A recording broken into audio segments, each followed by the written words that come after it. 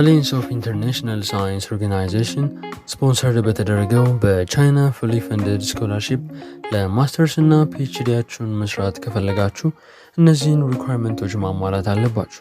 ይህ ስኮላርሺፕ ለ500 ዕድለኛ ተማሪዎች የወጣ ሲሆን ለ200 ማስተርስ ተማሪዎች እንዲሁም ለ300 ፒኤችዲ ተማሪዎች የቀረበ ነው። ስኮላርሺፑ ሜጀር የሚባሉ ኤክስፔንሶችን ከበር ያደረገ ሲሆን የቲዩሽን ፊ፣ ወርሃዊ ክፍያ፣ የሄልዝ ኢንሹራንስ፣ ትራቨል ኮስቶችን ያጠቃልላል። ለዚህ ስኮላርሺፕ የተመረጡ ሆስት ዩኒቨርሲቲዎች ዩኒቨርሲቲ ኦፍ ሳይንስ ኤንድ ቴክኖሎጂ ኦፍ ቻይና፣ ዩኒቨርሲቲ ኦፍ ቻይኒዝ አካዳሚ ኦፍ ሳይንስ ናቸው። ዴድላይኑ ጃንዋሪ 31 2026 ስለሆነ ቀድማችሁ መዘጋጀት ትችላላችሁ።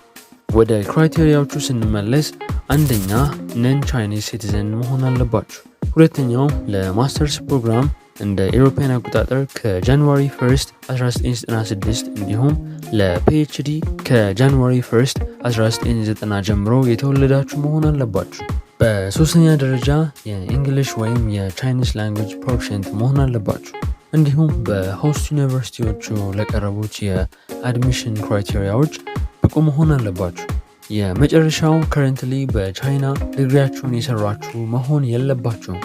በመቀጠል የዚህን ስኮላርሺፕ ቤኔፊቶች እንመልከት። አንደኛ ፉል ቲዩሽን ፊ ዌይቨር ያቀርባሉ። እንዲሁም ለማስተርስ ተማሪዎች 3000 ቻይኒዝ ዩዋን የሚሆን መንዝሊ ፔመንት ያለው ሲሆን ለፒኤችዲ ተማሪዎች ደግሞ ከ6000 እስከ 7000 ወርሃዊ የቻይኒዝ ዩዋን ይከፍላል። ሁለተኛው የሄልዝ ኢንሹራንስ እና ከሆም ካንትሪያችሁ ወደ ቻይና የትራቨል አላዋንስ ይችላል። ሶስተኛው ለቪዛ እና ለሬዚደንት ፐርሚት ኮስት የዋን ታይም ሴትልመንት አላዋንስ ይቀርባል።